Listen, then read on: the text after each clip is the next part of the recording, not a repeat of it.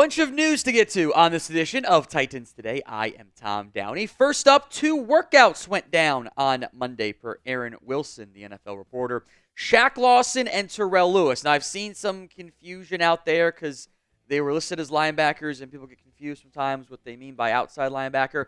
These are pass rushers.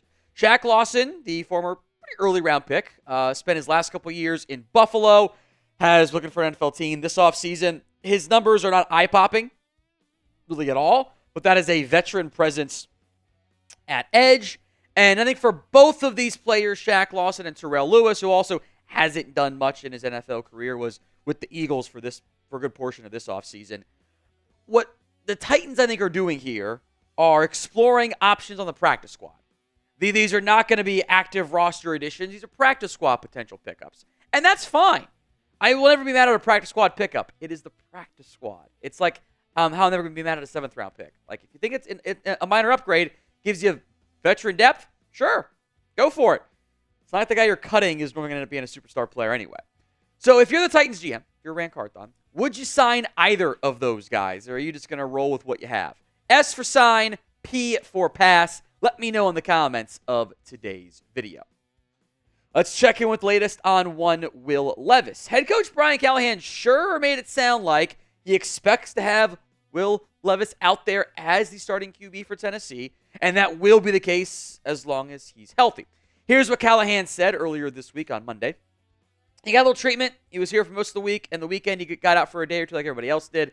He's improving, so we'll see where he's at when we practice on Wednesday. He's definitely better than he was after the game.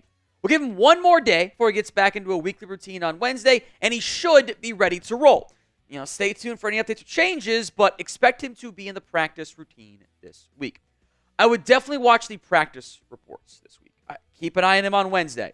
If he doesn't go Wednesday, that's a huge red flag about him being able to play. If he's limited on Wednesday, probably means he should be good as long as it gets to full on Thursday and beyond. And a lot of this does come down to, what's the status of how that shoulder feels. If it starts to impact throws, if it gets tired as the week goes on, that could be a red flag too. So predictions. Does Will Levis start this week? Y for yes, N for no. It is the pinned comment on today's video. So if the ad comes here on YouTube, take advantage of it. Head down there. Y for yes, N for no. Well, Callahan is not just doubled or tripled. He's like quintupled down at this point. He's made it clear. Levis is the starter as long as he is healthy. Here's what else he said on Levis. If he's good to practice and good to go, then he's going to play. Unless the shoulder is affecting his ability to do his job. If it's a ton and he's having trouble throwing effectively and all those things, it's a whole different conversation. We'll see how the week of practice goes, but I feel pretty good about where he should be at. Look, I have no issues with this. I get the general unhappiness with the way he's played. That's totally fine because everyone is competitive, even the fans. It is a season of figuring out what he is. Is he going to cut down on some of the head-scratching, boneheaded plays that even when he's not playing, the Jordan Love play becomes, he pulled a Will Levis. It was trending on social media. He wasn't even playing the game. It is can he cut down on those Wentzian mistakes? Or is he just going to continue to be this wildly volatile player of some great plays and some really, really bad ones? Unless the players, as you kind of saw with Bryce Young in Carolina, unless they go, this guy's not it.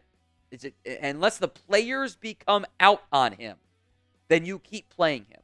Because you need to know for certain, by the time you get to January, if this is your quarterback in 2025 or if he is not. You should know. What you don't want to do is sit him for 5 weeks and then put him back in week 17 and plays well in week 17. I don't want a Sam Howell situation or worse, a Daniel Jones situation. So play him. If it doesn't work out, okay, go find a new QB this offseason. Today's show is made possible by Game Time. They have a new feature. It's called Game Time Picks. It makes getting tickets to your favorite teams play live even easier. It filters the fluff to only show you the incredible deals on great seats, so you don't have to waste time searching through thousands of tickets. If you are okay waiting a little bit, the prices typically end up dropping as the event, the sporting event, the concert, the comedy, the theater show, whatever, get closer. The all-in pricing feature shows your total cost up front, so there's no surprise fees at checkout.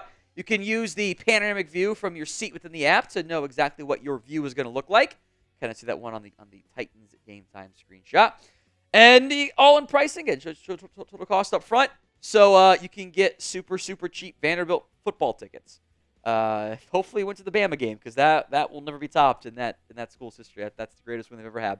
Anyway, download the Game Time app, create your account, and use code CHATSPORTS for $20 off your first purchase. Terms apply. But again, create your account, redeem code CHATSPORTS, CHATSPORTS, for $20 off. Download Game Time. What time is it? It's game time. Talk more injury news here. Tennessee sounds hopeful, if not outright optimistic, that Jeffery Simmons will return after missing last week's game in what has to be a first for a defensive lineman, or maybe it's not, who knows, battling a Tommy John injury. Sounds like he kind of collided at practice one day and I guess like arm barred out somebody and caused an elbow issue there. Very unusual. The good news is, it doesn't sound like it's a full-on tear or whatever, and he doesn't need surgery for it. And I suppose if you're not throwing a baseball, the Tommy John injury probably isn't nearly as impactful for a defensive tackle as, say, it might be for even a quarterback or anything along those lines. Bit of a slower start so far this year for Jeffery Simmons, not by any stretch bad. I have yet to see the full-on crazy impact in a healthy season, the same way we saw maybe in 2021, but even though the sack numbers aren't there, I think Jeffery Simmons is one of the best defensive linemen in football. That is a highly impactful player. It shows up on the film each and every single week. There's not many guys who are at that age, that aren't like Chris Jones' age, Cam Hayward age, that I'd be taking over him. Bunch of young, good defensive tackles. Simmons is one of them. Now, with Keandre Coburn banged up too, we'll see if he's able to go. I have my doubts there this week.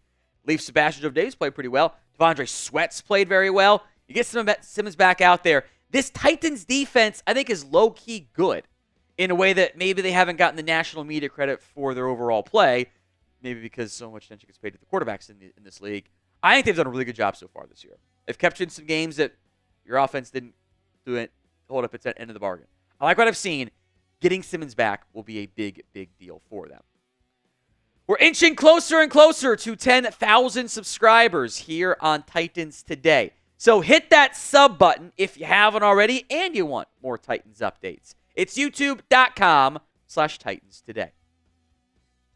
Let's talk Cedric Gray. It sounds like he is going to be making his return in the not-too-distant future as well. The fourth-round rookie who has been battling a nerve issue in his shoulder since early on in training camp is going to have his 3-week practice window opened per Titans Online. Now, if you don't know what that means, allow me to explain it to you. You get that 3 weeks, 21 days window to practice. In that time frame, you do not count on the active roster. Now, you don't have to make it the max 3 weeks. You can activate a player this week if you want to.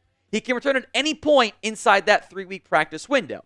Now, given the fact that Gray's been away from the field for months now, wouldn't be surprised if they used up all 3 weeks. At the end of that 3-week time frame, they have to be activated to the active roster.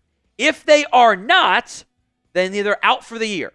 So at some point in the next 3 weeks, you should see Cedric Gray back or his season is going to be over.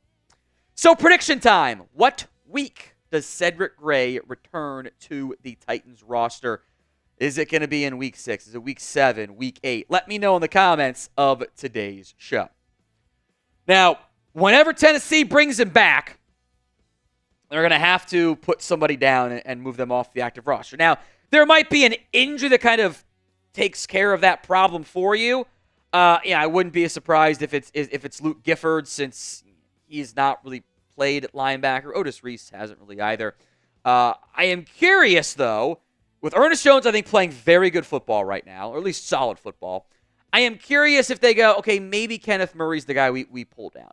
I like what Tennessee's overall strategy has been building out this defense. You added big boys in the middle, and you got more of a run-and-chase linebacker in Cedric Gray.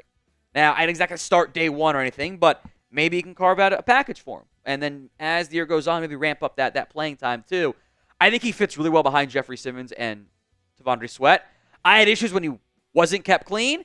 He should be kept clean in Tennessee. I think, year one impact, we're probably going to reduce our expectations, but I'm not out on him as a long-term player at all.